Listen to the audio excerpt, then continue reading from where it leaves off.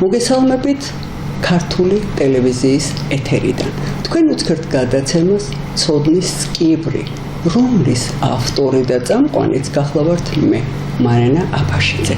ამ გადაცემის ნახვა შეგიძლიათ ყოველი ხუთშაბათის საღამოს 10 საათზე. ხოლო განმეორებითი ხილვის სურვილის შემთხვევაში შესაძლებელია ყოველ პარასკევს დილის 7 საათზე. ძალიან მიხარია, რომ დღეს უკვე მეორედ სტუმრად მობრძანდა ჟურნალისტიკის ავტორიტეტი, არანაირად არ მომერიდება ამ შეფასებისა, ქალბატონი ნელი კოპიაშვილი. ქალბატონი ნელი, გახსოვთ ალბათ თქვენ წინა გადაცემა როცა გქონდა, თქვენ მაშინ აღნიშნეთ ორი ნომინირებული და დაჯილდოებული ქალბატონი ვართო. იმ დღეებში მოხდა თქვენი დაჯილდოებაც და ჩემიც. ქალბატონი ნელი საპატიო თბილისელი. მართლა ღირსეული თბილისელი, საპატიო თბილისელი. და ასევე იყო ჩემის. ისევ შევხვდით ეს ნომინირებული და დაჯილდოებული ქალბატონები. ასე რომ ამისთვის უღრმესი მადლობა და მინდა თქვენ მასაკნად აღნიშნოთ ქალბატონი ნელი, რომ გარდა იმისა, რომ თქვენ ხართ ჟურნალისტიკის ავტორიტეტი, მე მინდა თქვენ ვეწარადგინოთ თქვენი სამსახური მუზეუმში და არა მხოლოდ გისმენთ ახლა რომ მთლიანად შეექმნათ სურათი, ვისაც კი არა ყველაზე დაინტერესებდა. მანაჯერს პირველ ყოვლისა დიდი მადლობა მოწვევისთვის, ძალიან საინტერესოა ხოლმე თქვენთან საუბარი. უღრმესი მადლობა. და ეხლა მე ჩემ თავზე რო ვილაპარაკო, რა ვიცი, მასე მასწავლეს რომ არ უნდა აქო შენი თავი. არა, აქოთ კი არა, თქვენი საქმე ვილაპარაკო რა და იცოდეს მაყურებელმა. პირველ ყოვლისა ჩემი გატაცება იყო და ძალიან დიდი დრო ჩემი ცხოვრების დაუთმე ფიროსმანის კვლევას, მისი შემოქმედების და ცხოვრების კვლევას და ნუ ამან ბევრი რამე, ჩემი ბედი განაპირობა, ასე ვთქვათ, მაშინ ჩემი შრომა, თავდადება მიმართულებით ბოლოს და ბოლოს ალბათ დაფასდა იმითი, რომ აი საპატიო თბილისელი. ნუ ალბათ იმიტომაც, რომ იმაჩნია ძალიან დიდ შემწარმატებას იმ სურათის დაბრუნება არსენალის თაღამით, რომელსაც 20 წელიწადი ვეძებდი ჩემამდე რეზო თაბუკაშვილი ეძებდა და ახლა კიდია ჩვენთან ხელოვნების მუზეუმში, რომლის გაერთიანების დირექტორის მოადგილეც მე გახლავართ ამჟამად. ეს ასე მოკლედ, ხო? ეს ძალიან აინტერესებთ მის მაყურებელს და მსმენელს.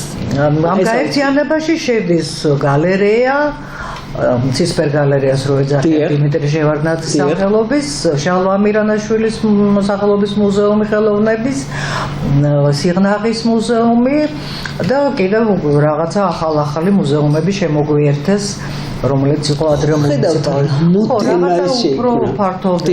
თუმცა ისიც საკმარისია და ძალიან მიხარია, რომ აი ეს მიტოვებული შენობა, რომელიც არ იყო გამოყენებული სათანადოდ, დღეს 3 ძალიან საინტერესო საგამოფენო სივრცე გვაქვს და მინდა ვისარგებლო შემთხვევით და მოვიწიო მაყურებელი და მსმენელი ჩვენი დაინტერესებული ადამიანები იმ ახალ შენობაში, რომელიც მდებარეობს ძველი აი შენობის მუზეუმის შენობის გვერდზე, გაგრძელებაზე, გუდიაშვილის პირველი ნომერია. აქ არის 3 დარბაზი. საგამოფენო, სადაც არის განსაკუთრებით აი ჩვენი საგანძური, არა მხოლოდ საგანძური სხვა корпуსია მართალია, მაგრამ მე გეუბნები, რომ საუკეთესო ნამუშევრები, რაც ჩვენთან ფონდებში ინახებოდა, მოგვეცა საშუალება, რომ ეს გამოგვეფინა. და ამით ძალიან კმაყოფილი ვარ და ვამაყობ. ნუ ეს არის დაახლოებით, რა ვიცი, სხვა რა გითხრათ. სხვა ღირსების ორდენის კავალერიც ვარ სხვათა შორის. საპატიო თბილისელთან ერთად. მანამდე ვიყავი კი 1-20 წლის წინ. ხო და გითხარით ღირსეული საპატიო თბილისელი მეთქე. ხო ხედავთ რა, ეს საჭიროა. იმიტომ კი არა რომ ნელის ამით მისი ძალიან ისეთი ავტორიტეტული იმის გამოჩენა უნდა. არა, უნდა იცოდეს მაყურებელმა ვის უსმენს. ხო მეთანხმებით მართალია. ხო, აი ამიტომ. ეხლა ქალბატონი ნელი გადავიდეთ უკვე მასე კითხვებზე, იმიტომ რომ ქალბატონი ნელი კობიაშვილი ყველა მიცის, როგორც კი ამ სახელზე გვარეს ახსენებ, ეგრევე ღირსეული და ძალიან წარმატებული და ძალიან ავტორიტეტული ჟურნალისტი. დიდი მადლობა, ყველა ალბათ ასე არ ფიქრობს, ახლა ესეთი დროა ეხლა, რომ თუ სხვანაირი აზრი გაქვს, ესე იგი შენ ცუდი ხარ. ასე რომ ყველა ალბათ არ ფიქრობს. ქალბატონი ნელი მე მინდა დამეთანხმოთ იმაში, რომ დღეს თუ ვინმე აზრია გასათვალისწინებელი, ეს ქალბატონი ნელი კობიაშვილია და მე ვერაფრით ვერ მათქმევინებთ იმას, რომ დღეს რომელიმე ჟურნალისტი, ხა მე შორსა ვარ იმისაგან, რომ ყველა ცუდია, არა, ღმერთმა დაგვიფაროს, მაგრამ ძირითადად უკვე აი არ მოგინდება მოსმენა, იმიტომ რომ ყური ინძურდება, უსუფთავო ხდება. ამაზე უკვე არის საერთაშორისო დონეზე განხილვა, უკვე იქამდე მივიდა საქმე, რომ მარტო ჩვენთან კი არა, მთელ მსოფლიოში ამაზე ლაპარაკი, რომ ეს მასმედია გადაიქცა რაღაცა სრულმედიად. დიახ, მაგრამ ეს საქართველოა. ეხლა ერთი კვლევის შესახებ მინდა გითხრათ მაგასთან დაკავშირებით, რაც ეხლა აღნიშნეთ, რომ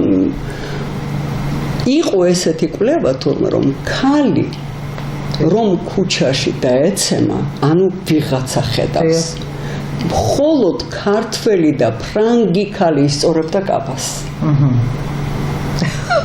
ხო და ამიტომ ეხლა აი ჟურნალისტიკასთან რომ შევიდეთ, დამოდიხარ ქალი და მიბინძურებ სმენას. ყველა სიტყვა ხوار შეიძლება ითქვას, აი მე მაგალითად ქალის ის უფრო მომწონს ის ფორმატი, რაც მოგახსენეთ, ფორმატი კი არა ის. ეხლა ქალბატონელი ის საქმიანობა, რასაც მართლა საოცარი იმით მონდომებით და სიამოვნებით და სიხარულით ასრულებთ, ეს უკვე დაახლოებით იცის ამ მსმენელმა და მაყურებელმა. ეხლა მინდა გკითხოთ, როგორი ბავშვი იყო ნელი კობიაშვილი და რაზე ოცნებობდა? ძალიან ცუდი ბავშვი ვიყავი. ძალიან განებივრებული. ესე ქალბატონმა აი ბებია და ბაბუა მზდიდნენ, მე დედა ადრე დამეყუპა და ბებია და ბაბუა და ბებია კი იყო მკაცრი, მაგრამ ბაბუა ძალიან მანებივრებდა და ნუ ეს გამოიხატა მე ყველაფერში, სკოლაში განსაკუთრებით. ხაცხალები მე ჩემს სულ საომასწავლებლოსთან იდგა, იმიტომ რომ სულ რაღაცას ვაშავებდი. ყველა ცელქი ბავშვია, მე საინტერესო და ვისაკაცი. ძალიან ცელქი ვიყავი, მაგრამ მაშინ იცით რა, მასწავლებლები ძალიან მკაცრი იყვნენ. ახლა როგორ ჩვენ გვექცეოდნენ ჩვენი პედაგოგები, დღეს ასე რომ მოექცე, მოწაფეს სასამართლოში გიჩვენეს. ხო და აი მე ვერ ვიტანდი ამ დიქტატს მასწავლებლის მხრიდან და მეწინააღმდეგებოდი, რატომ მეპასუხები? აი ეს იყო ხოლმე სულ. მაგრამ როგორი ბავშვი ვიყავით, ჩვენ ძალიან ლაღი ბავშვობა გქონდა. სულ ვიცინოდი. გეთანხმებით. რა ვაცინებ და არ ვიცი, მაგრამ გაკვეთილზე როცა არ შეიძლება სიცილი და მაშინ ძლივს იკავებ და ვერ იკავებ და აგერ გაცინებს გვერდზე მჯდომი ბავშვი. ნუ აი ეს იყო ჩვენი პრობლემა, რომ გეცინება და უნდა შევიკავოთ თავი და ნუ რა ვიცი, მე ჯერ დავიბადე ვერაზე. ყველანაირად ვერები ვარ. ვერაზე სამშობია როც ვერაზე იყო. ესე იგი გავიზარდე ვერაზე ხოშტაირიას ქუჩაზე, ბელინსკის ქუჩის პერპენდიკულარული. 51-მე სკოლა დავამთავრე. და მე უკვე გათხოვებამდე, ანუ მესამე კურსზე გავთხოვდი, მე გადავედი ვაკეში და ეხლა ვცხოვრობ სანაპიროზე და აი როცა მომიწია ასე ვთქვათ პლეხანოვზე გადმოსვლა, ეს იყო 70-იანი წლების ბოლო, თუ დასაწყისი რაღაც ესე. დავდიოდი და სადაურსასაც აიყო. მეორებდი ჩემთვის იმდენად გულში, თუმცა კარგი ადგილია, სანაპიროა, კარგი სახლია ეს უზნაძის ქუჩაზე. მაშინ კამო ერქვა. მაგრამ მაინც ძალიან გამიჭირდა, იმიტომ რომ ის ვერის აღმართი არ იყო თქვენი. ვაიმე არა, ის ბელინსკზე ასვლა და ჩამოსვლა, ის ბირჟაზე რომ ბიჭები იდგენ და რამდენიმე ბირჟა რომ უნდა გაგვევლო და მთელი დღე რომ ესე სკოლიდან გამოსულები და უბოდიალობდით უაზროდ, მაგრამ სულ ვიცინოდით, ну რა ვიცი, ძალიან კაი ბავშვობა იყო და ძალიან კარგი, იცით რა იყო? აი მე სულზე მიუსწარი იმ თბილისს, რომელიც მინდა რომ გაჩერდეს და აღარ გამვითარდეს, აღარ წავიდეს წინ. აი ის იყოს ის 60-იანი წლების თბილისი. აი იმას მიუსწარი სულზე. მე უკვე წავიდა ცუდისკენ. რო გახვიდოდი რუსთაველზე, რო გახვიდოდით და არ არსებობდა ბესოჟღენტი არ შეხვედროდა. მე და ჯაფარიძე მათიაშვილები რომელიმე ძმა. ესე იგი, ჩემთვის რიტუალი იყო. თან მარჯვენა მხარეს უნდა გევლო. აბარა. რატომ ხას მარცხენა ხოლმე რუსთაველის თეატრთან იდგენ მახსოვს ხოლმე. კახი კავსაძე, რამაზ ჩხიკვაძე, რეზო კერა, ლაღიძე, რა ერქვა არ მახსოვს. სოსო ლაღიძე. ნუ აი ეს ბიჭები ახალგაზრდები იყვნენ მაშინ და აქეთ ხარეს მარტო ისინი იდგენ. დანჩენს მარჯვნივ დავდიოდი. მე რა ავტობუს არა, ტროლეიბუსით. ან ტრამვაი უფრო იქ უხვევდა ჩვენ სკოლასთან. ან შემოვივლით ესე დავარტყავდით წრეს და მეორე წრეზე ნუ მოკლედ. მაშინ სკოლაში ეს შეიძლებოდა, მაგრამ უკვე სტუდენტობის დროს ხანდახან მენანება ის დაკარგული დრო, რომელიც ასე გავფანტეთ ამ დროს დარებაში და ერთმანეთთან რა ვიცი. ყველა დაკარგულ დროს აღიქვავთ ახლა. აი რაღაცა დავკარგი. მამუკას ვკითხე არაშიძეს. რომ აი ეს ჩემი მეცნიერებათა აკადემიასთან ცოტა სხვა ტემპით სიარული მოკრძალებით მოწიწებით და მე რუსთაველზე რომ ვინმე შეხვდებოდა და მამუკას ვეკითხები. ეხლა მეთქი, მოდი ჩავატაროთ ექსპერიმენტი, აბა გაიარე მე ვთქვარ თუ ვინმე შეგხვდება ნაცნობს ვერ დახავ. ხო და მეო ისეთი საქმიანობა მაქვს შეიძლება შევხვდეო, მაგრამო იციო რა იმასაკნაო, რამ დამაფიქრაო, რეზო გაბრიაძემ მითხრაო. რუსთაველზეო მხოლოდ მარჯვენა მხარეს დავდივარო, იმიტომ რომ თეატრალურიდან იქნებ მაინც ვიცნობ ვინმე. აი მეთქინა საკმაოდ. ესე ნამდვილად, ნუ რაღაც ძალიან შეიცვალა ყველაფერი და აი ჩვენ დროს იყო რაღაცა სიყვარული ერთმანეთის და ვიცოდით რომ ერთი მტერი გვყავს რუსეთი და ჩვენ უნდა ვიყოთ ერთად ყველა. ნუ ეხლა რო გითხრათ თუ მაინდა-მაინც ასეთი მძაფრი არ იყო მაშინ. ჩემ დროს არ იყო, უბრალოდ ვიცოდით რომ აი ის არის იმით ჩვენი დამპყრობელი. მაგრამ ჩვენ ამას არ ვგრძნობდით, რატო გეტყვით ახლა? ყველგან ჩვენ ვიყავით და მოსამსახურე თუ იყო ვინმე ოჯახში შინა მოსამსახურე რო ყავდა. კი ბატონო.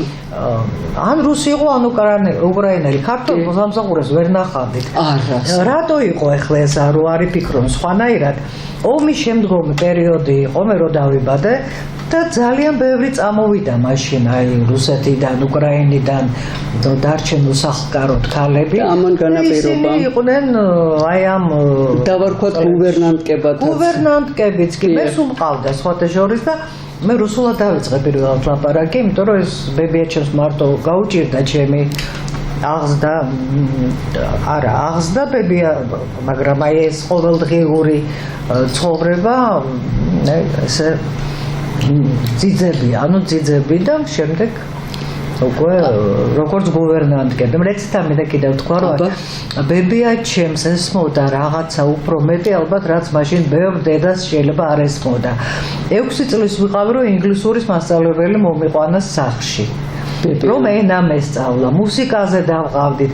ძალიან მინდოდა სპორტზე, მაგრამ ბაბუაჩემს არ უნდოდა სპორტი. რა ქალის საქმეა, სირბილი იქა და ცეკვაზე წამიყვანა. მერე კარგია. ხო, რა ვიცი, კარგია კი, მაგრამ სპორტიც მინდოდა, მე მინდოდა. ერთ გუნდი მქონდა რაღაცა სკოლაში, კალათბურთის გუნდი იყო და ჩემ წიგში მაქვს კიდევაც ფოტო ერთ-ერთი კალათბურთელი ნანული სარაჯიშვილი. არ მითხრათ, კარგი თქვენ ხო, მაგრამ ნანული. არა, იმიტომ რომ კაჯანა. ხო და იმიტომ რომ სწრაფად დაიბოდა, სწრაფი იყო ძალიან და ამიტომ ისინი ჩართეს ამ ჩვენ შეიძლება ეხლა მსახიობი არ ყოფილიყო ნადული? არა, ნადული უნდა ყოფილიყო. სულ იყო მსახიობი. მისი ადგილია. კი, ნამდვილად. მე სულ ვამბობ კლასშიც. კლასშიც, ხო? კი, ერთ კლასში ვიყავით. არ მითხრათ, რას ამბობთ? ოი და რაღაცა შინელებებს ვაკეთებდით მოკლედ.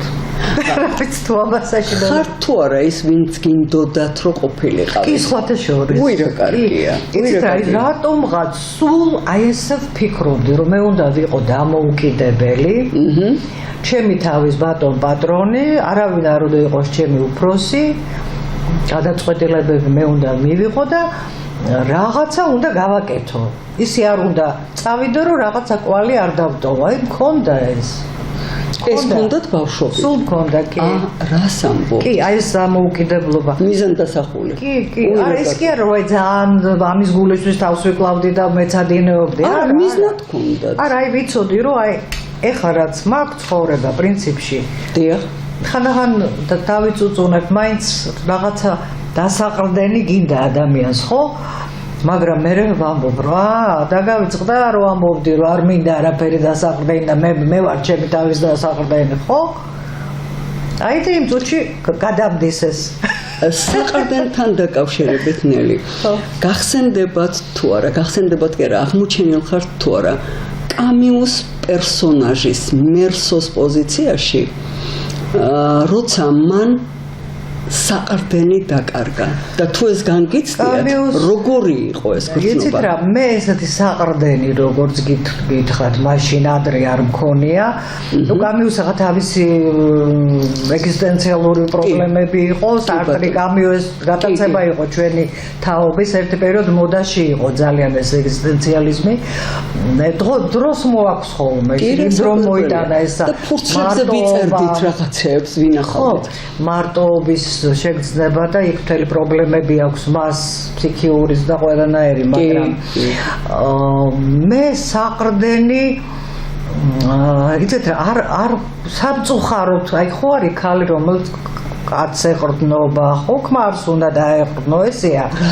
მე ასეთი რამე არ მქონდა, თუმცა 20 წელი ვიყავი გათხოვილი. მაგრამ რაღაცა ძალიან დადებითი პიროვნებაა ჩემი უღლემყოფილი, მაგრამ ისეთი არ იყო. პირიქით ის იყო დაყრდნობილი ჩემზე. მე თვითონ ეტყობა ვიყავი ესეთი აქტიური.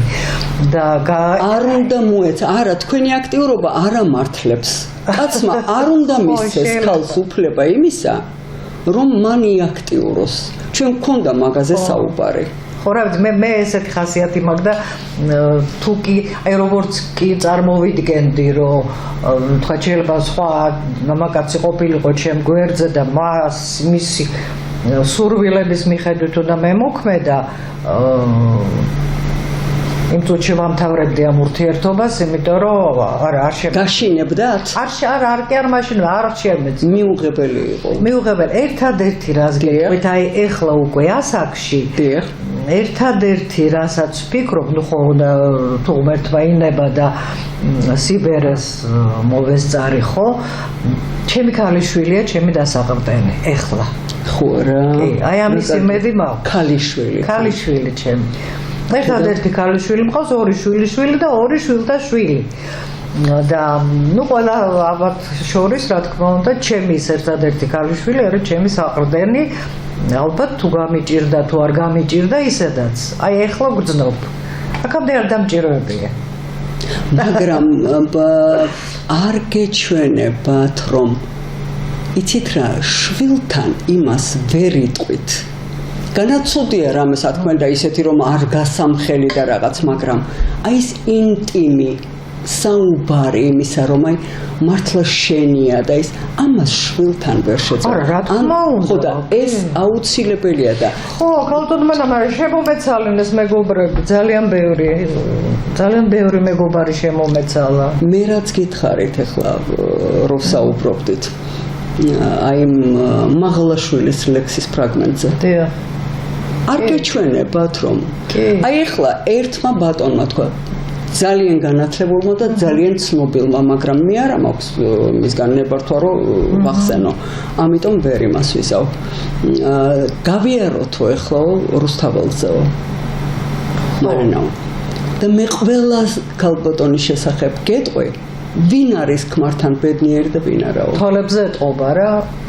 ეთყობა კი. ნუ ახლა ჩამოჯდა ქალი ცივ კიბეზე უქმრო თვალებით. რომელიმე ფრაზა შეგიძლიათ შეასრულოთ. ხო, ზადრეც გამიგია მეს, რომ ხალხს თვალებზე ეთყობაო, არის თუ არა ის კმაყოფილი თავისი პირადი ცხოვრება. კმაყოფილი კი არა. მოდი ვიტყვი მუფერებული. ხო. მუფერებული ხა ზრუნვა და ის არის ამაში გამოხატული თორე. ხო. ქონდა საუბარი ერთ ადგილზე. ერთგან შეკრებილები ვიყავით და ყველა ისეთი იყო, რომელსაც ანგარიში გაეწევა, რომლის აზრსაც და მართლა მაინტერესებდა, იმიტომ რომ მე მუშაობ რაღაც თემებზე, რომელიც გჭირდება. რამდენჯერ შეიძლება დავსვი კითხვა. რამდენჯერ შეიძლება ქალს შეუყვარდეს? ბევრჯერ. უიღო კარგია რომ თქვენ გაიმაგა. ეს იგი აბსოლუტურმა უმრავლესობამ თქვა რომ ну სამჯერ მაინც. არა, სამჯერ 4ჯერ ხა ასე ვერ დავთვლი. მაგრამ ხო, აბა, გავიხსენებ. აბა. პირველად როცა ვიყავი შეყვარებული, ვიყავი მე-10 კლასში, მე-10 მე-11. ну მეგონა რომ ეს არის დასასრული სოფლიოს. ეს მეტი არაფერი არ იქნება არა. სამყარო ტრიალებს ნელის გარშემო. არა და იმ ადამიანის გარშემო მეტი არაფერი არ შეიძლება. და ძალიან საინტერესო ადამიანი იყო, სხვათა შორის ბაძავდი მას ყველაფერში. ბიცოლა, ჩემი ბიძა ჩემი იყო ასეთი გივი ბახტაძე. თერაპევტი, პროფესორი, აკადემიკოსი, ცნობილი ადამიანი, მისი მეუღლე იყო ჟურნალისტი, გულნარა კასაბაშვილი. გულიკო და რულზეც იჯდა და მე მომწონდა რომ რულზე იჯდა და მე მის მანქანაზეც ვისწავლე და სხვა მანქანებზეც და მოკლედ ჩემი პაკლონიკები. ეხლა თქვენგან შეიძლება ისწავლოთ. მოკლედ გულიკოსთან ვამბობ რომ არა მე ეს მიყვარს და სხვას და არასოდეს არ გავყვები და რაღაცა და ეს მოტრიალდად მითხრა. სიყვარული კვდება და მეორდება რამდენჯერაც გინდა. არ მითხრათ. მაგრამ სიყვარულს ხო ჩვენ კლავთ. არა, უნდა სუშენთება, უნდა ცეცხლის რომ ის გიზოს. რა საკვებელია და მე არ დამავიწყდება ხა ჯემალმა რო თქვა სეფიაშვილმა. ძალიან მიყვარს ჯემალი, ძალიან მიყვარს. და მან თქვა რამდენჯერ შეიძლება მან იხმარა, რამდენჯერ შეიძლება გათხოვდეს ქალი. ვიდრე ბედნიერებას არ იპოვისო. ეხლა შეგიძლიათ შეედავოთ. ვის ბედნიერების გამო მათ ბოდიშს არ ბოდიშობენ. არა.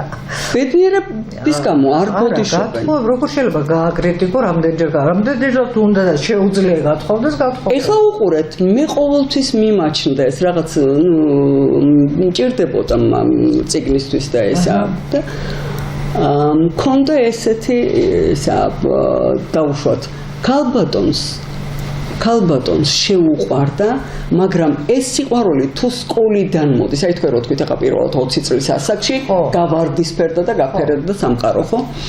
ის არის შეუცნობელი. ის გრძნობა და მალევე ინგრება სხვათა შორის ხშირ შემთხვევაში. ძალიან ხშირად. იმიტომ რომ ის არის, იცით, აი იმ უცხო ურთიერთობის ინტერესი. კი. არა, ნუ არ ვიცი რა არის, მაგრამ ნუ არა, დაწება, აღთოვანება, ყველაფერი ერთად. ხო, მაგრამ ყველაზე მშვიდი ეს უკვე ყველაზე მშვიდი ასაკში. რაზანოვზე ვკითხულობდი. კი. ნუ ესე იგი გავოგნდი ასეთი სიყვარული თუ შეიძლებოდა, როცა მას ქალიშვილი წავდა, მეუღლე წავდა და მე ნინა მე მგონი, ნინა რო შეუყვარდა. არა, ის გარდაიცვალა მისი მეუღლე. არა, ვიდრე გარდაიცვალებოდა, მანამდე ყავდა ნინა. კი, ის ყავდა. მანამდე და ესე იგი რა იყო, იცით? კაცმა მეორე სიცოცხლე იგრძნო მასთან. აჰა. და ჩვენ იმას ვერ ვეგუებით ვერაფრით, რომ თუ დაუშვათ რაღაცა მოუხეობის არ მიუღებელი. ადიქი ისიც განთავისუფლდეს და დავასვენოთ ერთმანეთი, ხო დაუშვათ ქალ, მაგრამ ქართულ მენტალობაში რატომაც მძიმედ ვითარდება. არა, ნუ საერთოდ ახლა ერთგულება მან კიდე მეორე მომენტია. მან მეორე მომენტიც არის, ხო, ის ცოლი ხო უყვარდა მას, პირველი ცოლი, რომელიც გარდაიცვალა კიბოთი. ეს რიაზანოვზე ამბობ? რიაზანოვზე ამბობ, ის უყვარდა და შემდეგ შეირთო თავისი კოლეგა, უბრალოდ მონტაჟი იყო მისი თუ რაღაც მუშაობდნენ ერთად, ის ქალი გახდა, მერე მისი ცოლი და სხვათა შორის იქ ახლობლები, ჩვენ საერთო ახლობლები ყავდა. და იმას უთხრა, რა ქნაო, მე მარტო ყოფნა არ შემიძლიაო. ხო და ეს მხოლოდ მაგიტომ მოიკიდა იმ ქალბატონმა ფეხი იქ თორე დასაფლავება თხოვა ნინასთან იმ ქალბატონს. აი ეს არის, იცით, ის იყო რაღაც აფეთქება. ხდება. ხო, ამიტომ ვერ გავსჯით. ხო, არ არის ჩვენი ისა გადასაწყვეტი, მაგრამ აი ესეთი უკიდურესობა და კატეგორიულობა არ შეიძლება და ძალიან მიხარია, რომ იქ ისეთი ქალბატონები ისხდნენ. ძალიან რო გესიამოვნებოდათ და მათ შეუერთდა თქვენი აზრი. ეს ძალიან მნიშვნელოვანია. კარგით. რა აღიზიანებს ნელი კობიაშვილს? და აქვე რა აღაფრთოვანებს?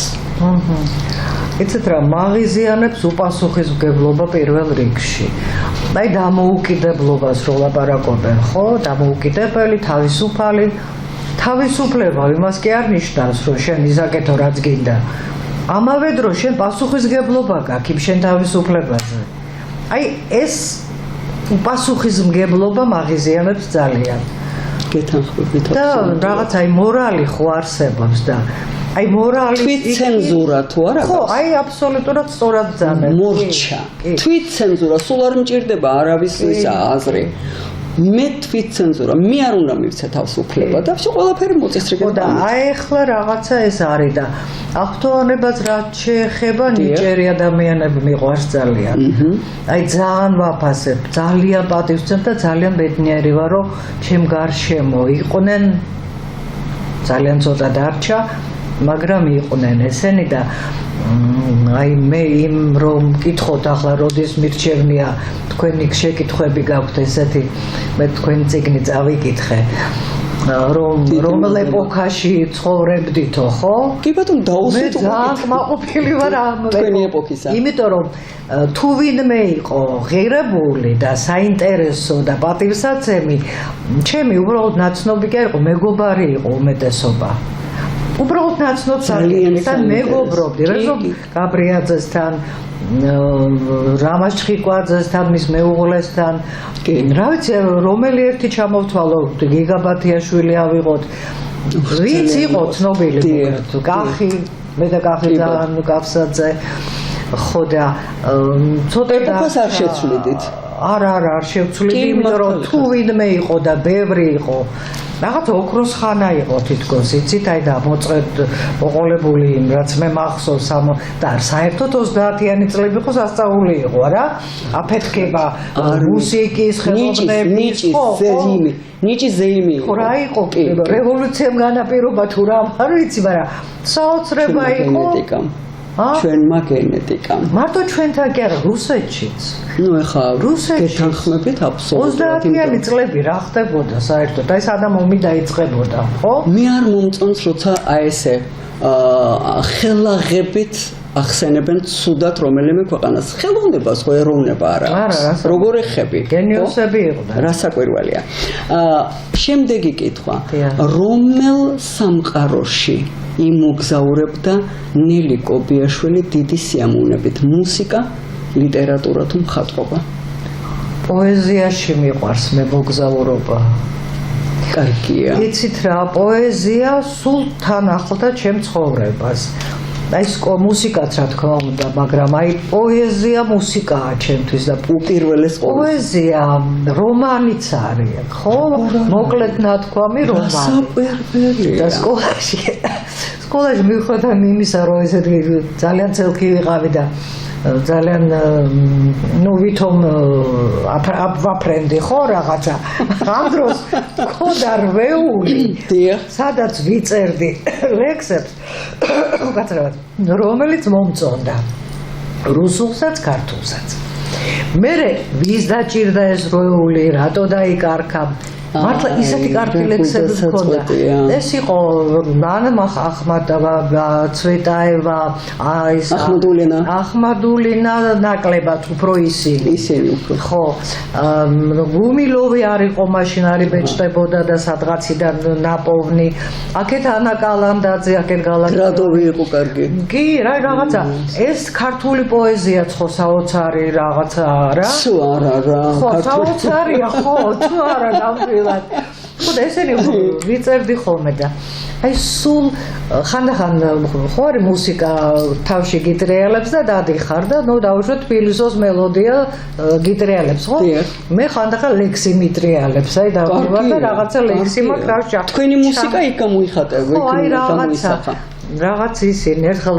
მანა კალანდაძეს გადავეკიდა იმაში ლიკანში ლექსი აქ-ერთი ხა აღარ გრძელია ცოტა მაგრამ ისტორიაა მთელი რაღაცა და ვეკითხები რომ აი ეს მეთქი გაზაფხულზე მხოლოდ ბოლოს ეუბნება არ წავიდეთ ლურჯი მთების თავზე შავ ღრუბელ და ბოლოს არ ავიდეთ და ეს პასუხობს დიახ გაზაფხულზე მხოლოდ ხო და გამაგებდე მეთქი ეს გაზაფხულზე მხოლოდ რატო უპასუხე თქო იმიტომ რომ გადაუტანედ რომ თუ თავიდან მოიშორე თქო მოკლედ აღარ მოვეშვი ხა თავიდან არ კითხულ გზელი ლექსია გზელი არა მაგრამ ნუ მაინც არ მოვეშვი რა ვიცი კაცო დავწერე და რა გადამეკითხა მეკიდე ჩემთვის ეს თელი რომანი იყო გეთანხმებით არ შემიძლია არ დაგეთანხმოთ ეხლა ბევრი ახალგაზრდა ისეთი კარგი ისეც აღმოვაჩენ ხოლმე თინათინ ღუდლიაშვილი ამ ქალმა რა შექმნა რა სასწაული ლექსები მაგრამ უფრო ახალგაზრდებით ეხლა მინდა მოგაგონოთ შექსპირის 55 სონეტიდან შენ შეგიფარებს პოეზიის დიდი ტაძარი აი ესეთი აქვს ფრაზა გამოყენებული ნელი კობიაშვილი რომელ პოეტს შეაფარებდა იმ პოეზიის იმას ტაძარსაც დიახ არა რომელს არა საერთოდ პოეზიას მაგ თავი შეფარებული მაგრამ ხო ყველა არ არის ისა ნუ არ ვიცი ხა ანა კალანდაძე ჩემთვის მაგალითად ძალიან მიგია ანა კალანდაძე ალბათ მაგრამ რა მინდა გითხრათ აი შექსპირთან დაკავშირებით კი ბატონო ნუ ვიცით ხა დრო რეზოტაბუკაშვილს აქვს სონეტები ძალიან მომწონს მისი თარგმანი მაგრამ არავინ ალბათ არ იცის არავინ კი არა ბევრმა არ იცის რომ არაჩვეულებრივი თარგმანები აქვს მინდია უგრეხელიძის მამას იური გურამ უგრეხელიძეს პირველად მესმის აი ისეთი ქართული სიტყვა აქვს აი ეს ახლობლებისთვის არის ხელმისაწვდომი თუ გამოცემულიც აქვს? არა, გამოცემული არ არის. ой, რას ამბობ? მე მომცა ბატონმა მინდია, მისი ჯერ მეგობარია, მინდა დავიტრაბახო. იმიტომ ბევრი რამე მასწავლა იურისპრუდენციაშიც და საერთოდაც. და მან მომცა ეს სონეტები და რა ვიცი, სახში მაქვს მოკლედ მე. რას ამბობთ? ძალიან მომწონს თაბუკაშვილისეული თარგმანი. უტოლდება ამას ეს კიდაც. უი, არა, ძალიან მაღალი დონისა. კი, როგორ არა, უტოლდება. ხო, რა, როგორ მიხარია? ეს ძალიან დიდი პიროვნება იყო, ქუთაისში ცხოვრობდა, იურისტი იყო და ცნობილი პიროვნება იყო გურამ უგრახელიძე. მინდიას მამა. ძალიან მიხარია. ხო და ასე შეფარებული ვარ პოეზიას, იმიტომ რომ ძალიან რო ცუდად ვარ. სხვათა შორის, აი, ბევრჯერ მიშველა ლიტერატურა, პოეზია, ძალიან რომ მიჭირდა და ამ დროს მიჭირდა, რა თქმა უნდა, მე მქონდა ტრამვები, ხო? მატერიალურს კი არ ვამბობ, ისეც იყო და სულიერიც. ვიღაცა გული გატკინა, გული გაგიტყდა რაღაცაზე. აი მაშინ განსაკუთრებით ვეწაფებოდი ამ ლიტერატურას, ამ ფილოსოფიას, ამ ლექსებს, მუსიკას და აი ფიქრობდი ხანდახან, აი ის თუ ასე განცდებში იყო, ის თუ ესეთი მარტოსული იყო, მე ვინა ვარ, ხო? რატომ მე რატო არ უნდა ვიყო ძლიერი მეც უნდა ვიყო ესე რატომაც არა ხო გეთანხმები ნუ რა ვიცი ესაა ცხოვრება ხანისია ხანას ეხლა galaktionis სიტყვები ვიცი რომ შვენივრად იცით მე ვიხსნი ნიღაბს მომგვარეთ რაში როგორ ფიქრობთ რა მათქმევინა ეს თან ტრანსპორტიც იმას აქნა რაში დაიყენა გვერდით რომ სასწრაფოდ გავახდეს როგორ ფიქრობთ ეხლა ნამსინ არავინ არ იცის ცხენებზე გააჩენა და ასე ხო მაგრამ აი ეს ფრაზა თქვენ როგორ ფიქრობთ თქვენეული ხედვა თორე ზუსტად არავინ არ ვიცით რატო თქვა ეკა galaktionი მე მინახავს ცოცხალი ნაცრისფერი პალტო ეცვა რესტორანი იყო ერთი ვერაზე პადუალში პადუალი უკაცრავ რუსული სიტყვა სარდაფი შეიძლება ვიგამ სარდაფი ხო სარდაფი იქიდან გემო იყო, გემო ერქვა, სადაც ახლა დადიანზე არ იყო? არა, რუსთაველზე იყო, სადაც ახლა მეტროა, რუსთაველის მეტრო. დიახ. არმისული სანაყინე იყო და ამ სანაყინესა და ამას შორის იყო ეს გემო. და მაშინ ვიტრინაში გოჭის თავი იყო ბოლოკით პირში და ყოველდღე ჩავილი და გალაქტიონი ამოდიოდა აქედან. და რაღაც აი ჩქეფარე მისი ეს რაღაცა ლექსები, მისი პოეზია არ ვიცი, ვერ გეტყვით, მის ის სიმწუთას რას ფიქრობდა, მაგრამ აი სულ რომ ალმური ეკიდებოდა, ეს ჩანს მის პოეზიაში.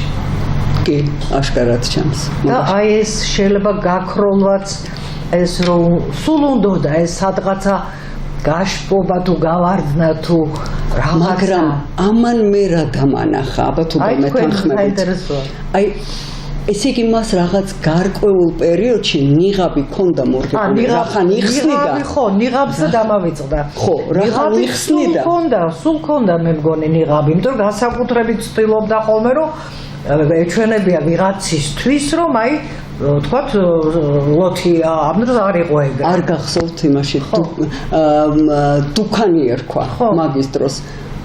შევიდა, ცნობილი ფაქტია, შევიდა იქ და აიღო სასმელი, ნუ ხა იქ არაყი იყო, ნუ არ ვიცი, აიღო სასმელი და ნელი ერთი წვეთი არ დაულებია მთლიანად წაისვა რომ სუნი ქონოდა და გავიდა რომ აი დაატყვით ეხლა რომ სალაპარაკო მოგეცით არა და დალეული არ ქონდა კი ვიცი აი ეს ხო ნიღაბია თავისთავად კი რა თქმა უნდა ხო საერთოდ ნიღაბი ყველას გვიკეთია რაღაც მომენტში არა და მე ვიკლავდი თავს რომ არა მეთქი და სულ ფიქრობდი რომ მარტო თეატრალური ინსტიტუტი რო ყოფილიყო მეთქი დედამიწაზე მე უდიპლომო დავრჩებოდი თქო რატომ ნიღაბს ვერ ვიტან აი მსახიობებს რო თამაშობენ რატომღაც მგონია რომ ყალბია ეს ყველაფერი რატომ არ გეცინება არა გაქვს ასეთი უცხო იცინი ტირი აი ეს აღმოვაჩინე რომ შვენივრად ვატარებ დიპლომატია არ არის ნიღაბი აი რაღაცაზე გაბრაზდები მაგრამ დიპლომატია აი ზუსტად დიპლომატიაზე გკითხავთ ახლა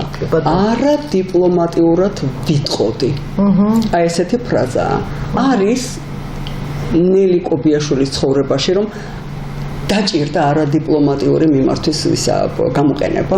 მთელი ჩემი ბავშვობა არადიპლომატიური ვიყავი და ახალგაზრდობა ვიყავი არადიპლომატიური. რაც გავბრაზდებოდი ვივახლიდი. ერთი რაღაცის გარდა და ეს დარჩა ბოლომდე. არასოდეს არ ვეტყვი ადამიანს იმას, რომ მე თვალებში ვერ შევხედო. აი ეს მქონდა ბავშვობიდან. დიპლომატია უკვე არ ვიცი რა არის აშკარად რაღაცა გამოხრუჭებდა არა იცით ეხლაც აი ნუ ძალიან გამწარებული შეიძლება ვიყო ვიღაცაზე რა თქმა ეხლა საერთოდ არ ვეტყვი საერთოდ გამარჯობა გაგიმარჯოს ვინც არ მინდა მურჩა ხო მაგრამ იმას რომ ისე ვატკინო გული რომ აი ის უთხრა ის მწარე ყველაზე რაც მისთვის მწარეა ამას არც ბავშვობაში გამიკეთებია და არც მე რამდენი მაგალითი მახსოვს ამისი მართლა ვისა ეხლა მინდა გკითხოთ ესეთი რაღაც დავუშვათ და ხართ შეყვარებული ის მე წარმოსადგენ არა ეხლა ამოში არ შემეწინააღმდეგოთ ასაკი არ არსებობს ხო არ ვიცი ხო სიყვარულს ასაკი არა ხო მაგრამ ვინმე შევიყვარო დაუშვათ გამოჩნდება და დავუშვათ არის გამოჩნდა პიროვნება და არის რა საჩუქარი გაგეხარდებოდათ? საჩუქარი? კი, იმ ბატონისაგან. ვუი, მე არ ვიცი საჩუქარი, საჩუქრები რაღაც მწვენეა ხოლმე საჩუქრებს. ნუ ხო ჩვენ კონკრეტული პირი არ აქვს და უბრალოდ რა ესიამოვნებოდა? იები ალბათ. ყოვლის შემძლე ამ დროს მამაკაცი. არა ისინი всё გასაგებია გასაგებია ახლა თუ გაგონებთ ყოფილია რაღაცა ძვირფასი რომ მომართვას ასე გამოდის რომ რაღაცა კი ის ყოველი შემძლეა დაუშვათ მასაკრას თორე ისე მე მაგალითად რამდენჯერ მithოვია ჩემი უღლე ძალიან არარომანტიული პიროვნებაა სულ ვეუბნები ხოლმე მენდელეევზე გავთხოვდი თქო იმის პროფესორია იმის იმას ასრულებდა დანაბარებს გამოდის შეიძლება და ამასთან დაკავშირებით მომაგონდა ერთის ქართლოს კასრაძის შესახებ მინდა გითხრათ რომ ჩემთან ცხოვრობდა ბელინსკზე და ისა ყავდა მეგობარი ქალი რომლისთვისაც დაბადების დღე ახლოვდებოდა და არ ქონდა საჩუქარი არაფერი. ნუ ყოველ შეუძლოდ ცხოვრობდა ეხა ვინ იყო ეხა შეძლებული და ესა და რა გააკეთა არ იცით? გალაქტიონი მეუყვნა საერთოდ.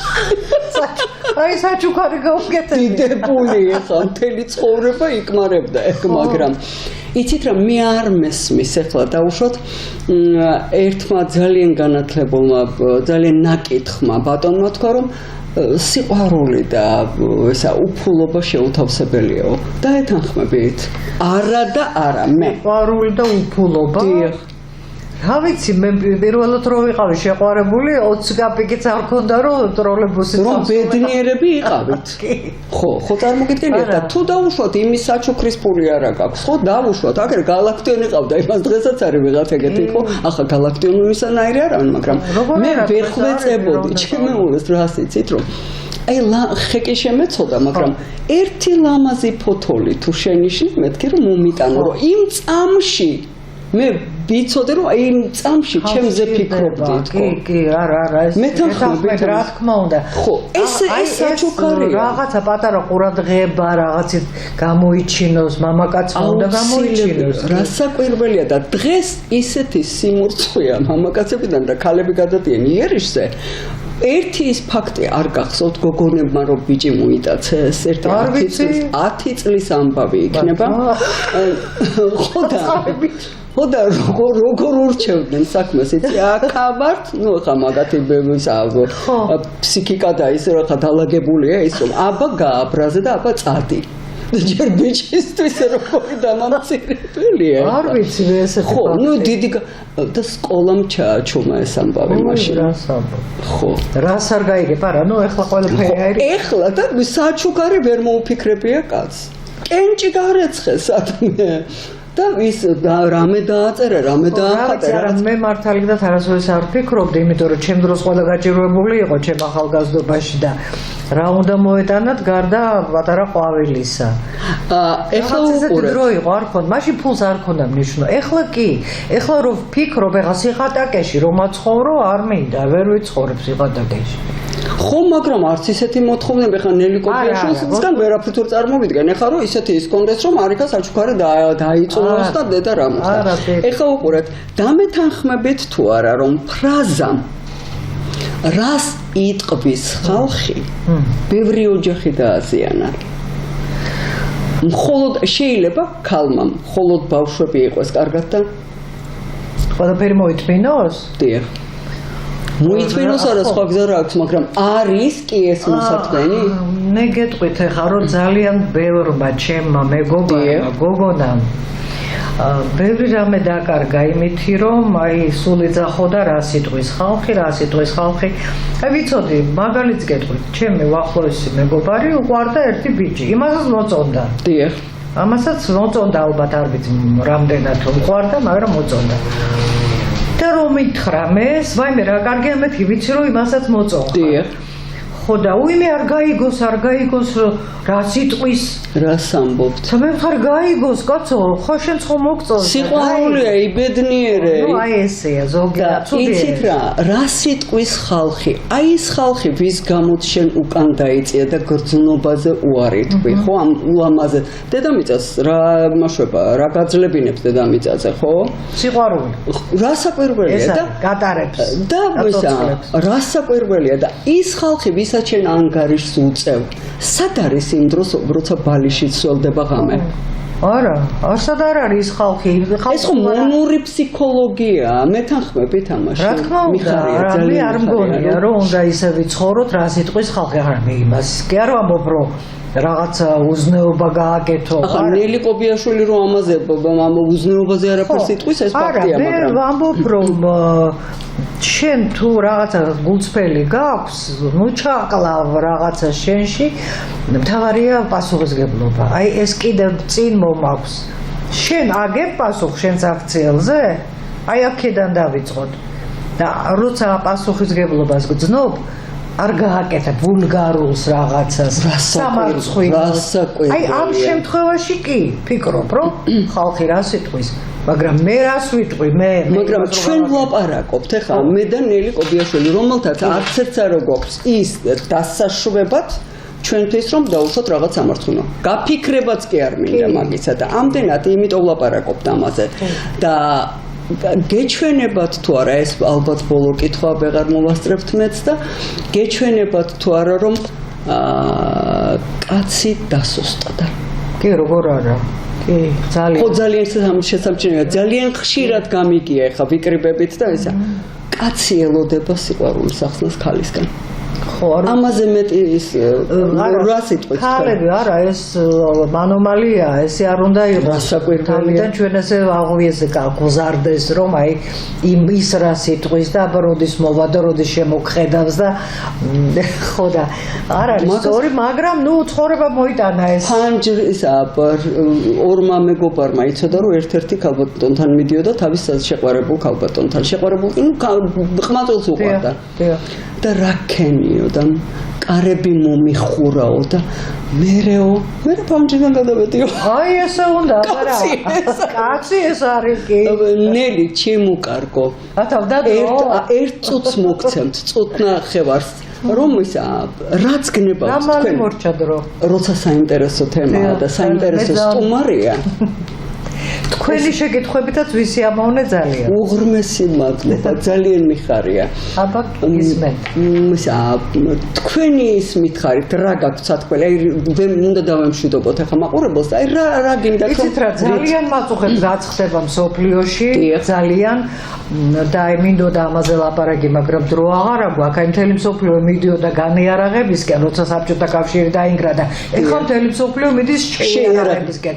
აი ეს არის ძალიან ცუდი და მე ის რაც აი თბილისი რომ მიყვარს მე და ყოველი ხე და ქუჩა და სახლი რო ძვირფასია ჩემთვის ამ დროს როცა ჩემ თვალწინ წვავენ პარლამენტია ეს თუ აბინძურებენ ვიღაცა მეზობლის ეზო თუ ძაღლებით და ანგრევით და მე იცით ლანდშაფტი აღარ არის მთაწმინდას ვეღარ ვხედავ აი ეს მე გულს მტკენს ის რაც დღეს ხდება თბილისში მე გულს მტკენს იმიტომ კი არა რომ მე რაღაცა არქაისტი ვარ და წარსულში არა თანამედროვე ვარ მაგრამ ეს არის მიუღებელი. თბილისი თუ გიყვარს და თბილისელი თუ ხარ, უნდა გაუფრთხილდე, მოეფერო თბილისს და არ უნდა გადაწვა. არ უნდა გადაწვა. ეგ არის თბილისელობა, თორმეტ ერაფერი. ძალიან დიდი მადლობა.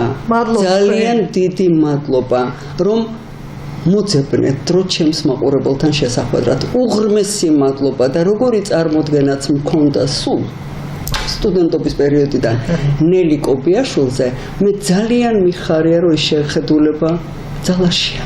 დიდი მადლობა და იმდენ დამჩაკი და სათქმელი იმდენი მინდა ახალგაზრდებს უთხრა მოყვე. მე არ ვაპირებ ჯერჯერობით წასვლას და ამდენად ჩამოწერეთ რა გნებავთ და მეორე არა მესამე სერიაში. ძალიან მადლობა. მე გემშვიდობებით. ხუთშაბათამდე, ხუთშაბათს 10 საათამდე ქალბატონი ნელი თვითონ დაგემშვიდობებათ და მე კიდევ ერთჯერ მადლობა მინდა მას მოვახსენო ამ საინტერესო საუბრისთვის. მეც გემშვიდობებით. დიდი მადლობა თუ გვისმენთ.